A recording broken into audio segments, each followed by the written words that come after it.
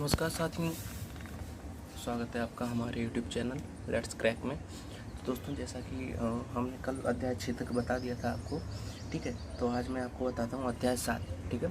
अध्याय 7 में मैंने आपको बताया था, अध्याय 7 में सेना, नौसेना और वायुसेना की से संबंधित अपराध, जो भी दंडनीय अपराध होंगे उनका प्रावधान किया गया है। और इसकी जो धाराएं हैं, धारा 131 से लेकर धारा 140 तक दी गई है, ठीक है। तो चलिए दोस्तों, शुरू करते हैं। धारा 131 में बोला है, विद्रोह का दुष्प्रेरण या किसी सैनिक को कर्तव्य से विचलित करने का प्रयत्न। मैंने आपको दुष्प्रेरण पढ़ाया था, यदि आपने पिछली वीडियो नहीं देखी है तो उसमें जाके आप दुष्प्रेरण देख सकते हैं। पूरा मैंने बहुत अच्छे से एक्सप्लेन किया है, ठीक है। तो ये हो जाएगा विद्रोह का दुष्प्रेरण, यानी कि यदि कोई व्यक्ति किसी दूसरे व्यक्ति को ये बोल देता है, मतलब एक तरह से उसको भर देता है विद्रोह करने के लिए, तो इसका जो दंड होगा या जो इसकी धारा है वो धारा 131 है।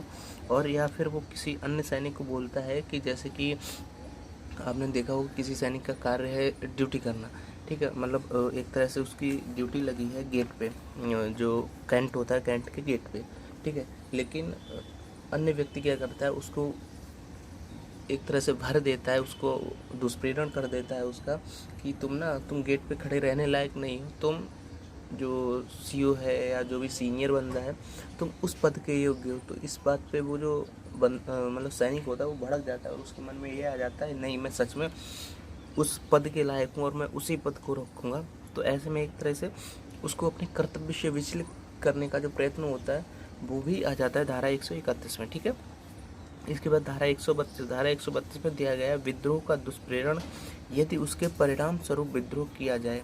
मतलब यहाँ पे क्या था, यहाँ पे सिर्फ प्रयत्न किया था कि आपने किसी सामने वाले किसी सैनिक को भड़का दिया, लेकिन उस भड़कावे में उसने काम नहीं किया है, वो भड़कने वाला जिस जो काम आपने उसको करने को बोला है।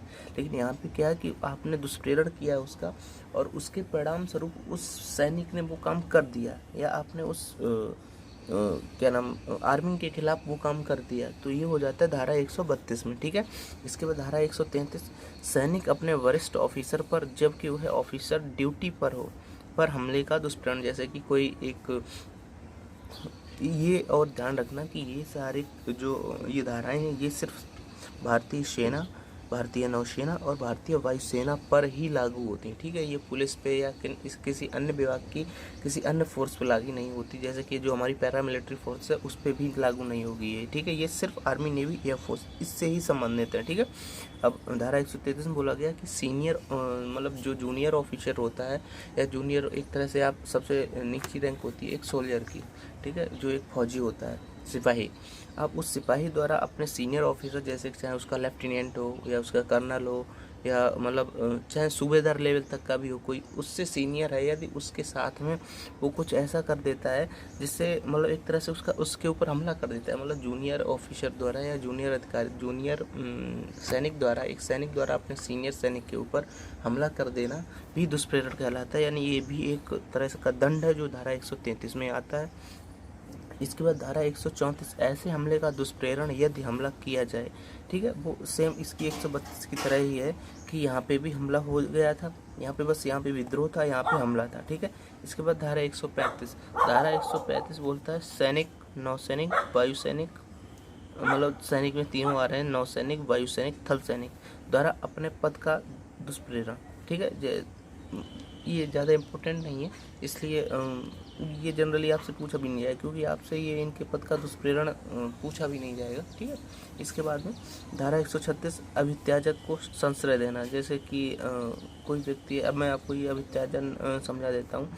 एक तरह से त्याग पत्र जो होता है, या कोई मतलब किसी मतलब जूनियर सैनिक ने कोई कांड कर दिया, उसके बाद में उसने रिज़ाइन मार दिया, ठीक है। लेकिन उस समय उसने कांड कर दिया है और वो दोषी हो जाता है, तो उस दोषी को संश्रय देना 136 में आ जाता है। उसके बाद मास्टर की अपेक्षा से उसकी किसी वाणिज्यिक जलाशय पर छिपा हुआ अभित्याजक, दिख रहा है ना आपको, हाँ, मास्टर की उपेक्षा से, जैसे कि एक कोई जलयान है, यानी कि पानी वाला जहाज होता है, पानी वाले जहाज का जो चीफ होता है वो उसका मास्टर कहलाता है हिंदी में, ठीक है। मतलब जो एक तरह से जनरल होता है जो पानी वाले जहाज़ पे, जिसका ऑर्डर सबको फॉलो करना पड़ता है, ठीक है। तो उसको यदि पता हो, मतलब ये वाणिज्यिक जहाज़ है, यानी कि जो हमारी मर्चेंट नेवी वाला जहाज़ है उस पे अब कोई सैनिक है सैनिक है वो इस मतलब कि मर्चेंट नेवी के जहाज़ का जो चीफ ऑफ जनरल, उसे पता है कि हमारे जहाज़ पे एक मतलब कि विद्रोही या एक अपराधी छिपा हुआ है, लेकिन उसने उसके खिलाफ ना तो शिकायत दर्ज की, ना उसने पुलिस को बताया। तो इस तरह से वो धारा 137 के अंतर्गत अपराधी हो जाएगा। इसके बाद धारा 138 सैनिक द्वारा अधीनता के कार्य का दुष्प्रेरण, ये भी इम्पोर्टेंट ज़्यादा नहीं है। धारा 139 को अधिनियमों में अध्ययनित व्यक्ति। धारा 140 सैनिक नौसैनिक के द्वारा उपयोग में लाई जाने वाली पोशाक पहनना या टोकन। हाँ, ये बहुत इम्पोर्टेंट है, ये आप ध्यान रखिएगा। धारा 140 में सीधा दिया गया है कि हमारी जो नेवी, एयरफोर्स और जो आर्मी है ना, आर्मी यदि कोई मतलब जैसे कि आप सबने देखा होगा कि बहुत से लोग आर्मी की ड्रेस पहन के घूमते रहते हैं, तो वो धारा 140 के अंतर्गत दंडनीय होता है कि जब आप आर्मी में हैं, यदि आप आर्मी मतलब सर्विस दे रहे हैं आर्मी में या एयरफोर्स में या नेवी में, तभी आप उस पोशाक को यानी उन वस्त्रों को धारण कर सकते हैं, ठीक है, जो आर्मी के द्वारा आपको प्रोवाइड किए जाते हैं। जैसे आपने देखा होगा कि हालांकि मैंने बहुत देखा है, हमारा पूरा गांव ही आर्मी मेंस का है, तो कहीं ना कहीं मतलब कि जैसे कि हमारा बड़ा भाई वो आर्मी में है, तो उसका वो जब आता है तो उसके आर्मी वाली जो मतलब एक तरह से बनियान्स होती हैं या लोवर्स होते हैं या शूज़ होते हैं, तो वो हम पहन के मतलब कि जब कहीं जाना होता है, मतलब वैसे जनरली पहने रहते हैं, जैसे रनिंग करने जाना या कहीं जाना।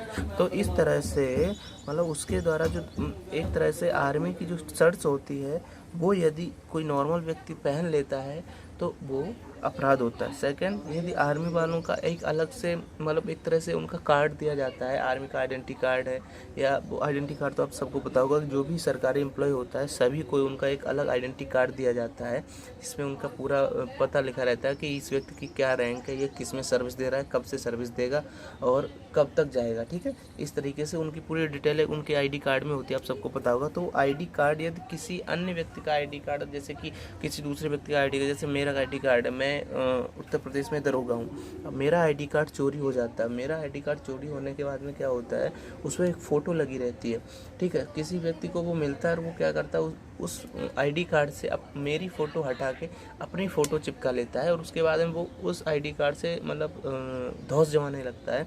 तो ये उसका टोकन धारण करना हो गया, ठीक है। तो ये अपराध हो जाता है धारा 140 के अंतर्गत। ये आपको बहुत इम्पोर्टेंट रखना है, मतलब एक इसको तो याद रखना ही रखना है कि धारा 140 में सीधा दिया गया है कि आप आर्मी मैन की, नेवी की या एयरफोर्स की जो पोशाक होती है उसको धारण नहीं कर सकते, ठीक है। धारा 140 के अंतर्गत ये अपराध होता है, ठीक है। तो आई होप आपको दोस्तों धारा अध्याय 7 पूरा याद हुआ होगा। एक बार मैं फिर से रिवाइज कर दूं।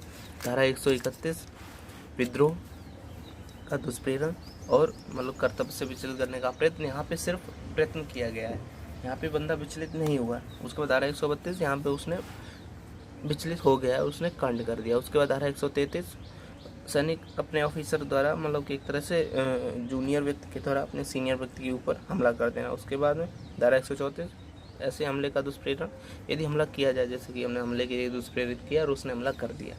उसके बाद धारा 134 में वही दिया गया। धारा 135 में अपने पद का दुष्प्रेरण। धारा 137 अविद्याचक को संशय देना। धारा 137 मास्टर की अपेक्षा से वाणिज्यिक जलयान पर छिपा हुआ अविद्याचक। धारा 138 सैनिक द्वारा अधीनता का कार्य। धारा 139 कुछ अधिनियमों में अध्ययनहीन व्यक्ति। धारा 140 सैनिकों के द्वारा मतलब उपयोग में लाई जानी पोशाक को धारण करना या उनके द्वारा मतलब उपयोग करने वाला टोकन यूज़ करना, ठीक है। तो आई होप दोस्तों आपको अध्याय पूरा 7 पूरा क्लियर होगा। आप यदि स्क्रीनशॉट लेना चाहें तो एक बार स्क्रीनशॉट ले सकते हैं यहाँ से यहाँ तक पूरा, ठीक है। ये हो गया। कल मैं आपको बताऊँगा अध्याय 8। अध्याय 8 में ये सारी धाराएँ दी गई, वो मैं आपको कल बताऊँगा। लोक प्रशस्ति के विरुद्ध अपराध इसमें होता है और बहुत जल्दी IPC ख़त्म होने वाली है। इसके बाद मैं आपको पॉलिटी पढ़ाऊँगा पूरा एकदम अच्छे से। Okay, bye bye.